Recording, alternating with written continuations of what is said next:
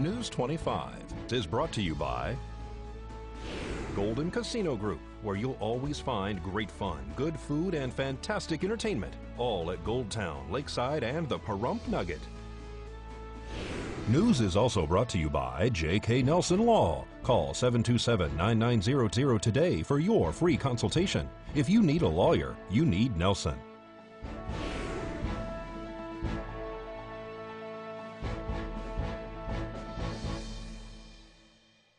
A diesel tanker burns to the ground in Shoshone, and a Beatty man is arrested for terrorist threats. News 25 starts now. You're watching KPVM News 25 with Eunette Gentry.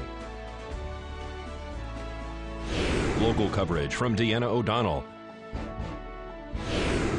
News 25. Local coverage you can count on. A small town is completely evacuated for a diesel fire. It's Thursday, April 4th. I'm Eunette Gentry. The town of Shoshone had quite a scare today when a tractor trailer caught fire.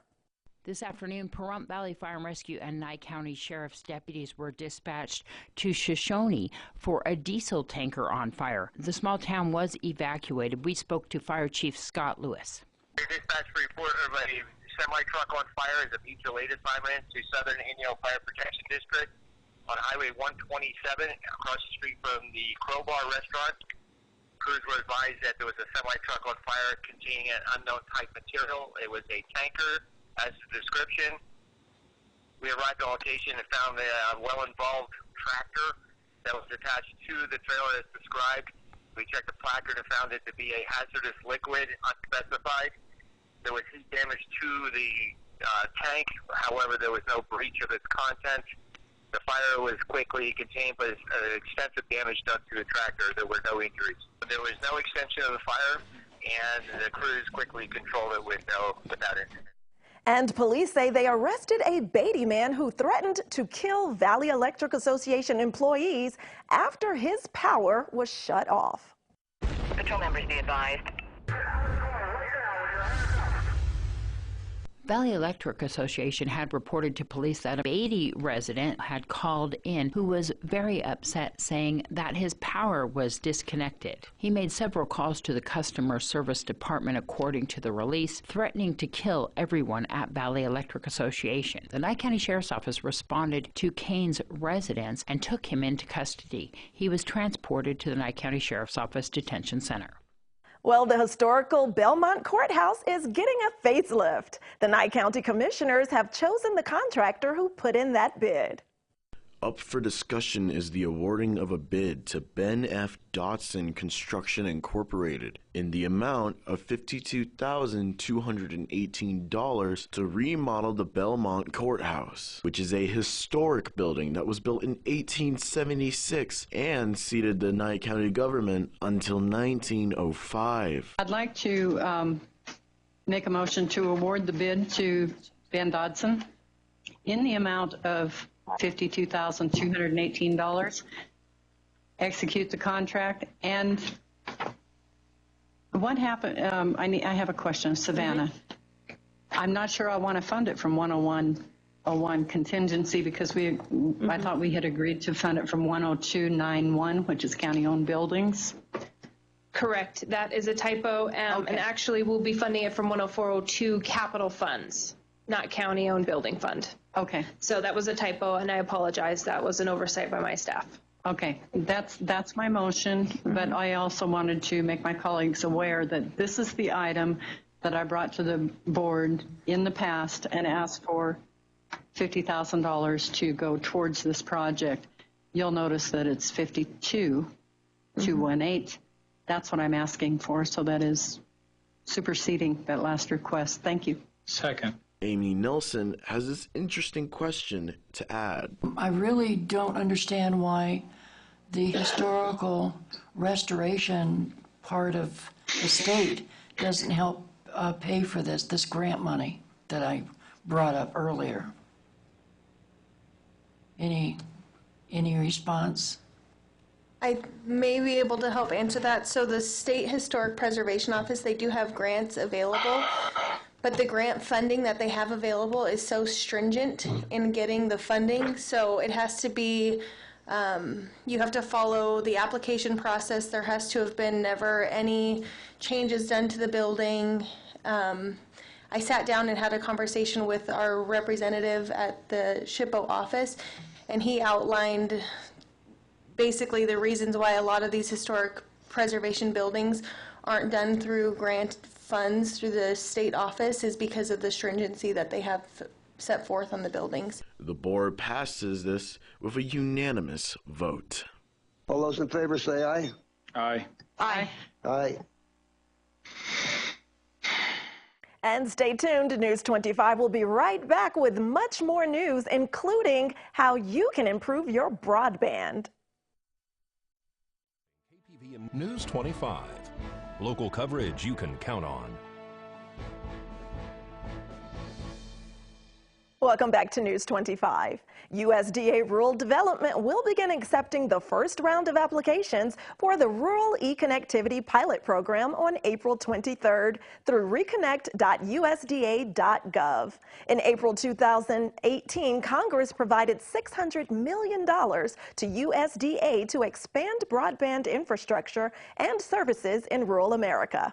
On December 13th, Agriculture Secretary Sonny Perdue announced the rules of that program called Reconnect, including how the loans and grants will be awarded to help build broadband infrastructure in rural America. And if you'd like more information, go to usda.gov. And Nevada lawmakers are in session considering several bill proposals. Here's just a few in today's News Across Nevada. Well, teenagers as young as 14 may soon be behind the wheel on Nevada's busiest roads on their way to school. Assembly Bill 213, currently proposed in the legislature, would allow pupils of charter schools that don't provide private or public transportation to their campuses be able to get a restricted license at the age of 14. Currently in Nevada, children as young as 14 years old are allowed to get a restricted driver's license that allows them to drive back and forth to school, but only in counties with fewer than 55,000 residents or towns with fewer than 25,000 people. This bill would allow children age 14 and up to drive in large cities.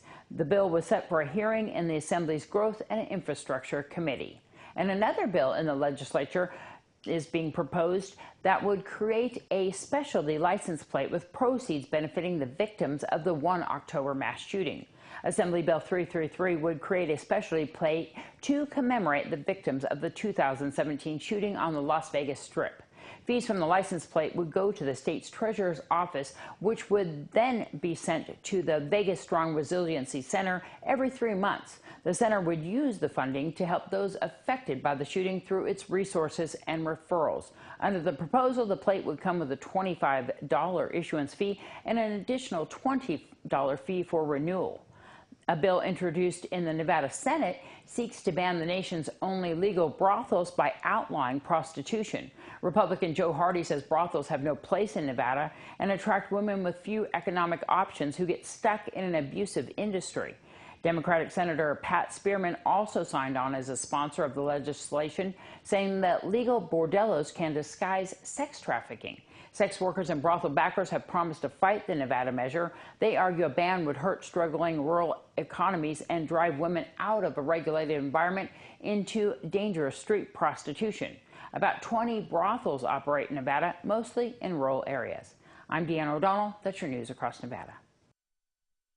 Thanks so much, Deanna.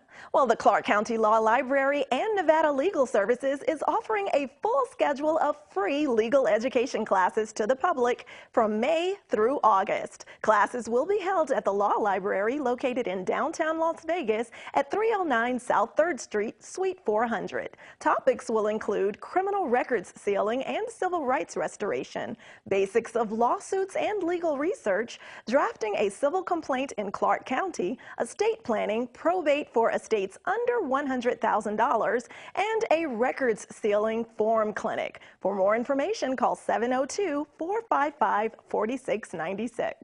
And stay tuned. We'll be right back here at KPVM, where we like to say that stands for keeping Pahrump and our area viewers in mind. News 25 is brought to you by Bill and and Robin Law, injury attorneys. Injured? Need money? Get Bill and Robin, your local Pahrump injury attorneys.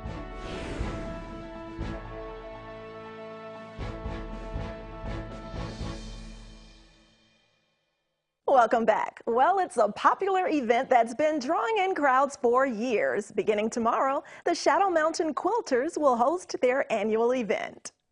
We have a quilt show coming up in 9 days. It's going to be held on Friday the 5th and Saturday the 6th of April. The show consists this year of about 150 entries. We have 95 quilts ranging from very small to very large. We also have knit and crochet items and cross stitch and other needlework that the members do. This is actually our 25th year. I've only been a member 4 years, but the group has been around for 25 years. One of our original members, Lynn McDonald, is going to be our featured artist this year. And so I'm hoping that she's going to bring some examples of all the things that she's done for the last 25 years. The Opportunity Quilt this year is fabulous. Our theme this year is Up, Up, and Away. So the quilt was designed by a local member who crafted a tornado because it goes up, up, and away. So within the quilting of the item, there are other things that go up, up, and away, such as an airplane, a flying pig, Pegasus, a house, a witch, and it's really fun to look in the quilting to see if you can find the items. So the tickets are $1 for one, and it only takes one to win, or you get 6 for $5. So it was designed and quilted by Snooki, and then she had help from another member, J.B. Bowser, who also helped her. It is 84 by 110. We call it a Nevada King. So definitely come on by. Is there an entry fee to come to the show? Thank you for asking. Yes, there is an entry fee, $5 for one day or $8 for both days. If you bring your husband, we'll let him get in for free. We also have demos on every hour. Bed turning is done at 11 and 2 each day, where we just stack up some old quilts and tell you the stories behind them. It is at Nevada Treasure RV Resort. Follow the signs that will be on the road. The signs should be up first part of next week, and they will guide you. The hours are from 9 to 5 each day on Friday and Saturday. The awards and the drawing for the raffle quilt or opportunity quilt will be at 5 o'clock on Saturday. You do not need to be there to win. And the other thing that I forgot to say is there's also a lovely rack that goes with the quilt. So you think, oh, I don't have any place to store it. Yeah. I don't want to really put it on my bed. It's too beautiful. We give you a rack to go with it. Wonderful. We do have Pins and Needles Quilt Show on Facebook. We also have Shadow Mountain Quilters on Facebook. We have a website, www.shadowmountainquilters.com. And if you want to email me, the email is shadowmountainquilters@gmail.com. And this event happens every 3 years. The Pahrump Valley High School JROTC must have an inspection for accreditation. And today was the day for cadets and staff to show their stuff. Every 3 years, each school goes through a junior ROTC program of accreditation visit called the JPA. And during the JPA, the kids are trying to score the most points they can out of 140 points. And if they score 95% or above, they can earn an award called Honoring with Distinction. And what they do is they give me 2 briefings. One is on a continuous improvement project, which the kids choose, and they have goals and processes and stuff to try to meet benchmarks and milestones that they set for themselves en route to that goal. And then the other briefing is called a service learning project, and it's something they do out in the community that's tied to learning in the classroom. So there's a planning and orientation aspect, there's the meaningful service in the community, and they have to have structured reflection afterwards. And they give me a briefing on those projects. And then those are 2 of the heavily weighted things on the JPA. And then every year the programs do all kinds of competitions, color guards, formal events. Those are part of what's called the unit report. And there's scores for that on the JPA as well. And the instructors are also involved. They have portfolios that are inspected, and the instructors are worth 30% of the overall score to see if a program actually earns that award or not.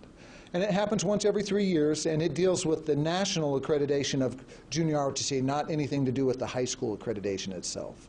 They have to keep 100 students in the class program here at the high school? Right. A high school that has over 1,000 students, the minimum to maintain Army Junior ROTC is 100. So their goal of 150 is well above that.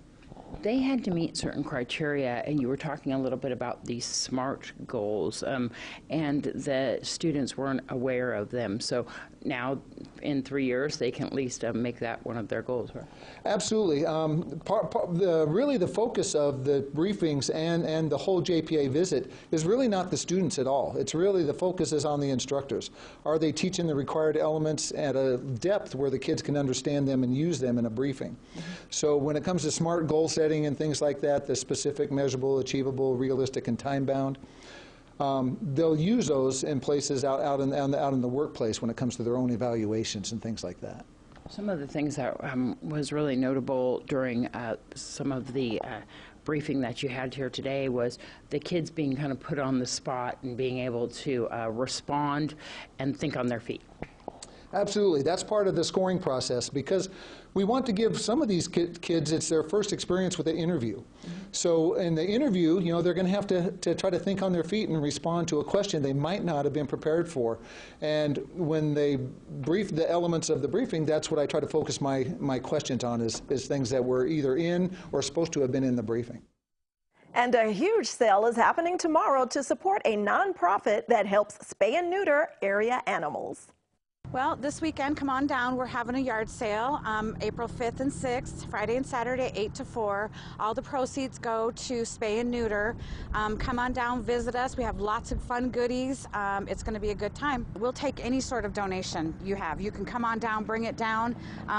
Like I said, everything goes to funding our spay and neuter. We are located on 520 East Street here in Pahrump, the street behind Wells Fargo. And the parking lot is where our event's going to be, and it's going to be a good time. They can also give us a call. It's 702-306-3245. News 46 Weather Cam is brought to you by Glenn Lerner Injury Attorney's Office in Pahrump. In a wreck, need a check? Call 702-877-1500.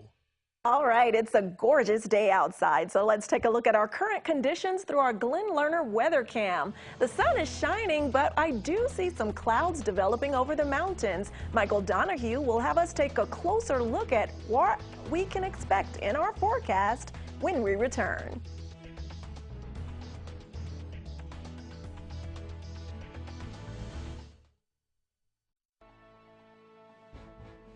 News 25 weather is brought to you by Dairy Council of Nevada. The splash of cream in your coffee, the dollop of sour cream on your burrito, the melted toasty cheese on your pizza. Undeniably delicious, undeniably dairy. Enjoy what's real.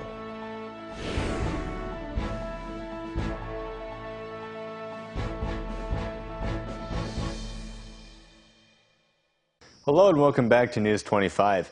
I'm Michael Donahue with today's temperatures. In Las Vegas, we had a high of 79, a low of 56. Death Valley, 86.60. Amargosa at 74.50. Beatty at 70.45. Goldfield, 61.38. Tonopah, a high of 60, a low of 36. Carson City, 57.37. Fallon, 62.39. And Fernley at 60.39. Today in Pahrump, partly cloudy skies, a high of 74 degrees. Winds coming out of the south at 9 miles per hour, 29% humidity, and sunrise at 6:26 a.m. For tonight, it's currently 71 degrees outside, still with those partly cloudy skies. 51 degrees tonight for our low, with winds out of the south at 7 miles per hour, humidity at 45%, and 7:08 p.m. for our sunset. Looking ahead to our 7-day, still nothing but cloudy skies all throughout next Thursday. We will have a brief break of sun on Wednesday. Temperature-wise, not too much has really changed. On Friday and Saturday, our highs are pretty much just going to be in that 70, in those low 70s. Sunday and Monday, we're jumping up to 83 and 87. And Tuesday through Thursday, we're going to slip back down into those 70s. For our overnights, on Friday, we're going to see a low of 48. Saturday and Sunday, we're going to climb up just a bit at 52 and 57. Monday, we're continuing the climb at 62. And then Tuesday, we're going to start coming right back down at 51. And then Wednesday and Thursday, both at 49. Now, if you can't make it home in time for news at 5 o'clock, make sure to check out our Facebook page. You can catch the news live every night there, as well as any other news and updates. And now we're going to throw it back to the desk with Bob. Thanks so much, Gertrude. Well, We want to let you in on that running joke that we have. Sometimes you'll notice Michael and I will call each other different names. Well, that's because I noticed that sometimes Michael innocently called me by our fellow co-worker's name, and so I started playfully calling him a different name. But don't get me wrong, I love Michael. I love his name. In fact, some of my favorite people are named Michael. All right, so that does it for this edition of News 25. I'm Eunette Gentry, and from all of us here at KPVM and 8th Country Radio, thanks so much for joining us tonight, and we will see you again tomorrow. Good night.